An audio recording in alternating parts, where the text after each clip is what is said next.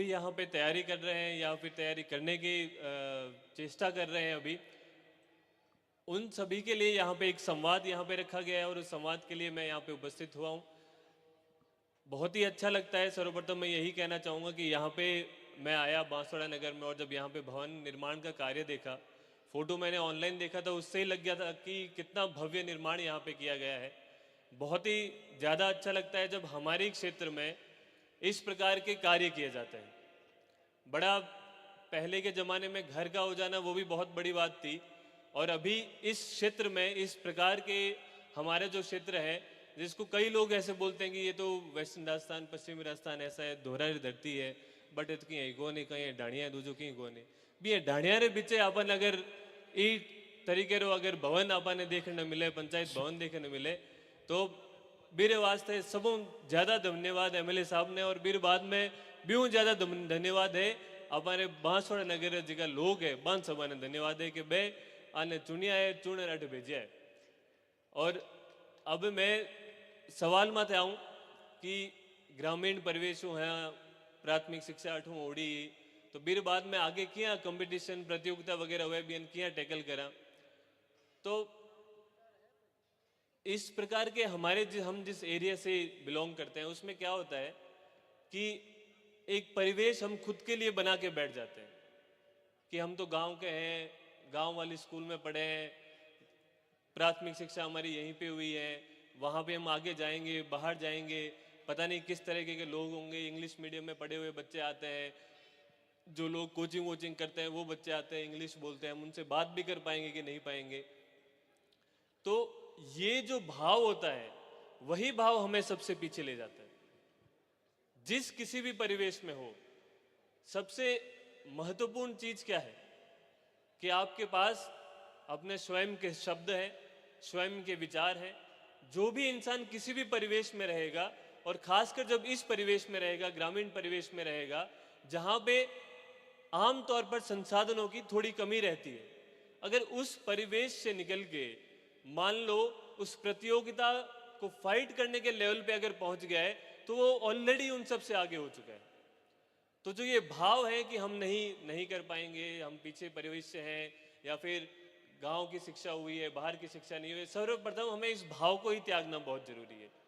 तो प्राथमिक शिक्षा यहाँ होना, ग्रामीण परिवेश होना, ये सब कहीं पे भी मैटर नहीं करता। ये मैटर तभी करेगा जब आपके दिमाग में आप अपना ये चीज का घर बना के बैठ जाओगे कि यही जो चीज है वो मुझे पीछे ले जाने वाली है, बाकी कोई चीज नहीं है। हर तरीके का आपको चीजें मिल जाती है। बोलने में तो आप सब ला रही है, आगे बढ़ जार ठावा दिल्ली विल्ली जार ठा करता जने के बोलने में आप आगे है कौन, बोलू जगह बड़ी हुई बहु आगे बड़े दूजा कोई हुए कौन। तो इस वास्ते अपने कॉन्फिडेंस जो आत्मविश्वास हुए वो सब बना रखना बहुत जरूरी है। और एक बार आत्मविश्वास आए बाद में आप परिवेश आप क्या बोलन रो ढाड़ो है, कहीं पैरन रो ढाड़ो है, वो कठई मैटर क्रिया कौन करे। बिल्कुल, बहुत बहुत धन्यवाद। एक बीच में सूचना देना चाहूंगा, जो भी जनप्रतिनिधि आ रहे हैं चुने हुए, वो सब मंच पर आते रहें। जैन जी आप विराज भी सकते हैं, बैठे बैठे भी इन बातों का उत्तर दे सकते हैं। मैं आगे आपसे निवेदन करूंगा, क्योंकि एक धारणा ऐसी बनी हुई है कि अंग्रेजी माध्यम में ही जो बच्चा जाएगा वही आगे सेलेक्ट होकर के और ऐसी अखिल भारतीय स्तर की सेवाओं में चयन पा सकता है। लेकिन मैंने सुना है आप तो हिंदी माध्यम विद्यालय में पढ़े हैं, आदर्श विद्या मंदिर आऊ में पढ़े हैं, फिर जोधपुर के विद्यालय में पढ़े हैं, तो ये शिक्षा हिंदी में की आपने, बाद में आपको अंग्रेजी वगैरह और भाषाएं भी आपने सीखी, तो आपको कहीं ये ज़्यादा कठिनाई आई कि भाई हिंदी में पढ़ करके चयन नहीं हो पाता है या बहुत मुश्किल होता है? अगर बात यह है कि कठिन है कि नहीं है, तो कठिन तो है। ये तो कहना गलत हो जाएगा कि नहीं हम इस परिवेश में रहते हैं तो अपने आप इंग्लिश बोलनी आ जाएगी या फिर कोई दूसरी भाषा बोलनी आ जाएगी। तो कठिन तो स्वाभाविक तौर पे कठिन तो होगा ही, लेकिन माइंडसेट जिसको बोलते हैं वो माइंडसेट कैसा होना जरूरी है वो मैं बताना चाहूँगा। कि मेरी शिक्षा यहीं आऊ में हुई है, 8वीं क्लास तक मैं यहाँ आदर्श विद्या मंदिर में ही पढ़ता था, आऊ में पढ़ता था, बिल्कुल हिंदी माध्यम का विद्यालय था। मेरे यहाँ पे भैया जी बुधराम जी भैया जी भी यहाँ पे उपस्थित है, सहपाठी भी मेरे यहाँ पे उपस्थित है, तो सूर्यराम जी भैया जी भी यहाँ पे उपस्थित है, मैंने देखा था यहाँ पे। तो जिस प्रकार का यहाँ पे परिवेश है, तो हिंदी माध्यम के विद्यालय मात्र इस कारण से ऐसा नहीं है कि आप प्रतियोगिता में जा नहीं पाएंगे। मैं जब यूपीएससी की मैंने जब तैयारी करने के लिए सोचा कि यूपीएससी की तैयारी करता हूं, फिर ये भाव आया मेरे अंदर भी कि मैं तो हिंदी माध्यम का छात्र हूं और मैं यूपीएससी की तैयारी करूंगा और हिंदी माध्यम का मैं यहाँ पे छात्र हूं, तो क्या मैं कर पाऊंगा कि नहीं पाऊंगा। तो एक दो बार जो उससे पहले जो रिजल्ट आए थे, मैंने उन रिजल्ट को देखा। मैंने देखा कि हिंदी माध्यम के लोगों का चयन हो रहा है कि नहीं हो रहा है। अगर वहां पे एक भी कोई छात्र है जिसका हिंदी माध्यम से चयन हो रहा है, तो मैं ये सोचता था कि वो एक मैं भी बन सकता हूं। अगर वो एक है तो ये भाव हमारे मन में कभी नहीं आना चाहिए कि वो सिर्फ एक है और हम वो एक कभी नहीं हो सकते। तो फिर वो एक का 0 ही होगा, एक के 50 नहीं होंगे, 100 नहीं होंगे, 500 नहीं होंगे। उस एक को बढ़ाने का जो कर्तव्य है वो हमारा ही है। वो एक को बढ़ा तभी सकते हो जब हमारे दिमाग में, जब हमारा माइंडसेट में वो बात नहीं आएगी कि सिर्फ और सिर्फ एक ही हिंदी माध्यम का छात्र था जिसने यहाँ पे सिलेक्शन लिया। मैंने हमेशा से यही कोशिश की है। मुझे इस बात का भी पता था कि अगर यहाँ पे कंपटीशन में फाइट करना है तो कहीं ना कहीं इंग्लिश की जो है वो रिक्वायरमेंट रहती है, वो आपको सीखना पड़ेगा। तो जिस टाइम मेरी हिंदी माध्यम में शिक्षा हो रही थी तो मेरी किस्मत भी अच्छी थी कि मुझे अध्यापक यहाँ पे बहुत अच्छे मिले। उन्होंने जो सिखाया मैंने पूरे लग्न और मेहनत से वो सब कुछ सीखा वहाँ पे, और जितनी भी कोशिश कर सकता था, जहाँ से भी थोड़ी इंग्लिश, कोई न्यूज़पेपर हो गया, न्यूज़पेपर पढ़ लिया, इंग्लिश का न्यूज़पेपर पढ़ना शुरू किया, लिखना शुरू किया, कुछ ऑनलाइन में जो इंग्लिश का न्यूज़ चैनल होता है वो देखना शुरू किया। पहले तो शुरुआत तो ऐसे होती थी कि रिक्वायरमेंट क्या होता है, तो रिक्वायरमेंट की स्पेलिंग लिखी, उसका अर्थ लिखा। धीरे धीरे धीरे धीरे धीरे धीरे एक मैं अपनी खुद की डायरी बनाने लगा और उस डायरी में जितने भी सारे इंग्लिश के शब्द जो थे मैंने उनका मीनिंग लिखा। धीरे धीरे करके अब जो है इंग्लिश भाषा में मैं सहज महसूस करता हूँ। तो सिर्फ इस बात की वजह से ये सोचना गलत है कि आप हिंदी माध्यम के छात्र हैं और आप कम्पीट नहीं कर पाएंगे। ये सिर्फ और सिर्फ माइंडसेट का फर्क है। एक बार आपका माइंडसेट वैसा बन जाता है तो कौन से माध्यम से है कौन से नहीं, ये बिल्कुल फर्क नहीं पड़ता। बहुत बहुत बड़ी बात बताई है आपने, और आपने शिक्षकों को भी याद किया। जोरदार तालियों से इस बात का अभिनंदन करिए कि वो एक मैं भी हो सकता हूं। ये जो एक मैं भी हो सकता हूं, इस प्रेरणा को जो धारण कर लेता है वो इस गांव ढाणी से निकल करके और देश की सर्वोच्च परीक्षा को भी अच्छे तरीके से, सफलतम तरीके से पास कर सकता है। मैं आपसे एक बात ये भी पूछना चाहूंगा, क्योंकि यहाँ माताएं बहनें बैठी है और बड़े बुजुर्ग विराजमान है, तो जो पूरा परिवार है, संयुक्त परिवार की यहाँ एक अच्छी परंपरा है। तो संयुक्त परिवार में रहते हुए बच्चा आगे बढ़ता है। परिवार की उस बालक को संभालने में क्या भूमिका होनी चाहिए ताकि बच्चा ठीक रास्ते पर चले? क्या उसको परसेंट पर आधारित रखना चाहिए? क्या उसको किसी एक नौकरी पर आधारित रखना चाहिए, या उसको स्वतंत्रता देनी चाहिए? कौन सा तरीका ऐसा अपनाए परिवार जिससे बच्चा मुक्त होकर के अच्छी शिक्षा को प्राप्त कर सके?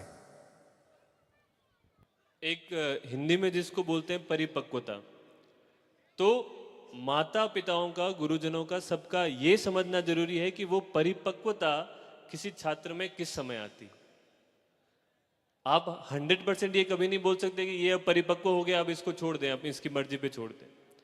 और ऐसा भी नहीं हो सकता कि 10 साल का 12 साल का हो गया है तो अब इसको पूरी संपूर्ण तरीके से स्वतंत्रता दे दें, हम जितनी फ्रीडम चाह रहे हैं फ्रीडम दे दें और बोले कि अब बेटा जा, जो करना है करो। अगर ये होता तो शायद मैं यहाँ तक पहुँच भी नहीं पाता। अगर मेरी फ्रीडम रहती तो मैं यहीं कहीं घूम ही रहा होता। मेरी फ्रीडम तो यही चाहती कि घूमता रहूं, दोस्त बैठे हैं यहाँ पे बढ़िया हथा ही करा, चौकी कड़ी जिमण जाप रहा, खावण खा पी रहा गया, मन तो वही करे। पर अगर सिर्फ मन वाली वजह आप जावा, अगर सिर्फ और सिर्फ मने मारी फ्रीडम मिल जाती और मारा माता पिता या गुरुजन, मारे गाँव रा लोग, जिका भी माननीय जी का लोग है बारी में कभी हूं तो नहीं, मैं ये कहता तो नहीं मारी मर्जी है कि मैं मारे घूमन जाऊं, गाड़ी ले निकल जाऊं, बड़ी कटी जाप रहा हूँ, जाने तो वही काम करते रहो। तो मैं दूजों की हूं तो कौन एर वास्ते। और समझना भी बहुत जरूरी है कि परिपक्वता रिवाज की उम्र है बा कण आया करे। और एक बार आपने लगे कि हाँ ठीक है, बच्चों आप निर्णय खुद ले सके और लेवन में सक्षम है। मेरे बाद में जो एक्स्ट्रा आप थोड़े परिवेश में थोड़ी आज ज्यादा दिक्कत है कि भी हर दिन वो आगे ही प्रेशर, घरे आयो टाबर, घर आयो, स्कूल आयो कि पढ़े कौन, छोरा काम करे कौन, दिन रमन जाप रहे, बैठे जाप रहे कि करे कौन, तू हमेशा उसको वही सुनने को मिलता है। तो उसमें ये भी आप ये भी देख रहे हो कि आपके 1000 बार बोलने पे भी वो वैसा का वैसा ही है, तो बोलने का तो कोई फायदा वैसे भी हुआ नहीं।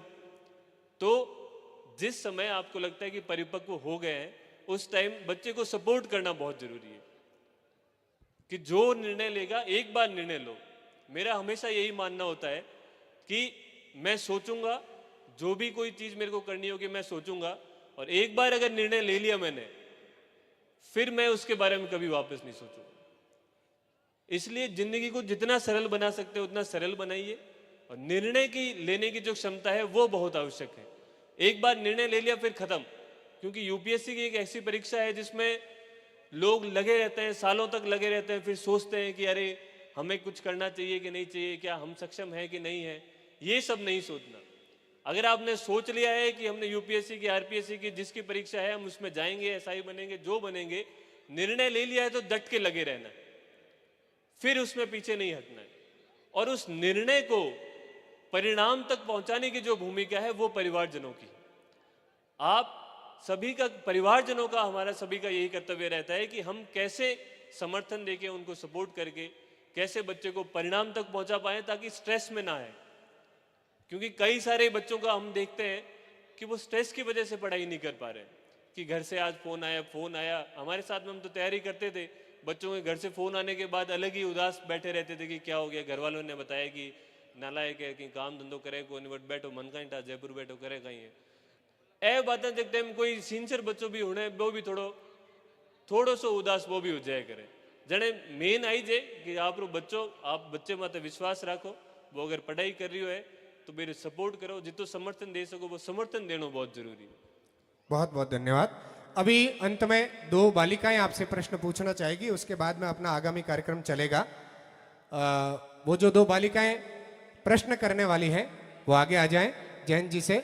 हमारे ऐसे सार्वजनिक मंचों पर ऐसी प्रतिभाओं का बहुमान होते रहना चाहिए, ताकि समाज में जो हमारी नई पीढ़ी है वो ऐसे मॉडल देखकर, ऐसे आदर्श देखकर अपने जीवन को आगे बढ़ाने का प्रयास करेगी। जैसा वो समाज में आगे बढ़ते लोगों को देखेगी, जैसे लोगों का सम्मान होते देखेगी, पीढ़ी वैसे ही बनेगी। इसलिए हम सबकी साझी जिम्मेदारी है। वो बहिनें आगे आ जाएं। जैन जी से कुछ दो बालिकाएं प्रश्न करना चाहेंगी, उसके बाद हमारा कार्यक्रम यथावत चलेगा। अपना नाम बताना, अपना प्रश्न करना। मेरा नाम सोनिका है। मैं आपसे एक प्रश्न पूछना चाहती हूँ। पढ़ा हुआ स्थायी याद कैसे रखे? मतलब ये जो प्रश्न है ये सबका ही, ये प्रश्न एक हमेशा एक कांस्टेंट सवाल तो ये रहता ही है कि एक बार पढ़ लेते हैं उसके बाद उसको याद कैसे रखना है। तो सिंपल सी चीज़ है, कोई भी अगर चीज़ है, कुछ लोगों के, हर एक लोग का अलग अलग तरीका होता है, और ये तरीका अपने आप को ढूंढना बहुत ज़रूरी है। कुछ लोग होते हैं जो एक दो बार में पढ़ के उनको याद हो जाता है। कुछ लोग होते हैं जो एक बार में पढ़ लिया, सुबह रात को सो गए, सुबह उठने के बाद फिर वही सेम स्थिति हो जाती है। तो उसके लिए जो सबसे महत्वपूर्ण चीज़ जो है कि हर एक टाइम के बाद एक फिक्स शेड्यूल बना लिया कि जो आज पढ़ लिया वो मैं इस महीने के एंड में एक बार फिर से रिवाइज करूंगा। महीने के एंड में रिवाइज कर लिया, या फिर इस सप्ताह के एंड में जाके एक बार फिर से रिवाइज करूंगा। मैं जो करता था वो ये करता था कि कोई भी, मान लो कोई चैप्टर पढ़ लिया है, चैप्टर पढ़ लिया कि क्या क्या चीज़ है ये देख ली, उसके खत्म होने के बाद मैं वापस उस चैप्टर का नाम पढ़ता था और फिर खुद से सोचता था कि इस चैप्टर में था क्या। जो चीज़ मुझे वो याद है वो तो मैंने अच्छे से पढ़ी है, जो चीज़ मुझे याद नहीं है उसको मैं अंडरलाइन करता था। तो अक्सर कुछ ऐसी चीज़ें होती है जो हम भूलते रहते हैं, बार बार भूलते रहते हैं, तो उन चीज़ों को आप अंडरलाइन करो, उसको हाईलाइट कर दो, और हाईलाइट करने के बाद फिर से उसको पढ़ो। क्योंकि कुछ चीज़ें जो याद रहती है वो लंबे समय तक याद रह जाती है, और जिसको हम भूल जाते हैं तो उसको बार बार भूलते रहते हैं, पढ़ने के बाद में फिर से भूल गए। तो इसलिए रिवीजन जो है, हर एक कुछ समय के बाद जो रिवीजन करना है वो बहुत जरूरी है। मेरा नाम सुमन है। मैं आपसे एक प्रश्न पूछना चाहती हूँ। छोटी छोटी बातों से ही मोटिवेट हो जाते हैं, उसे किस प्रकार से फेस करें? छोटी छोटी बातों से अगर हम मोटिवेट हो रहे हैं, मोटिवेट तो अच्छी बात है कि अगर आपको किसी चीज में मोटिवेशन मिल रहा है, छोटी छोटी चीजों, डीमोटिवेशन। अच्छा, अगर छोटी छोटी बातों से डीमोटिवेट हो जाते हैं तो सबसे ज्यादा जो आपके लिए महत्वपूर्ण जो चीज है वो ये है कि जैसे मैंने पहले बताया था कि निर्णय लेना सबसे महत्वपूर्ण जो चीज है वो निर्णय लेना है। मैंने निर्णय लिया कि यूपीएससी की तैयारी करूंगा और जब सिलेक्शन होगा तभी रुकूंगा। उसको निर्णय लेने के बाद फिर मैंने वापस नहीं सोचा कि अब कुछ भी हो जाए, मैंने जो निर्णय ले रखा है वो निर्णय के लिए या तो मुझे सरकार ही रोकेगी कि आपके अब अटेम्प्ट पूरे हो गए, अब नहीं कर सकते, आपकी उम्र पूरी हो गई, अब आप नहीं कर सकते, या तो वही सरकार ही रोकेगी, मैं अपने से नहीं रुकूंगा।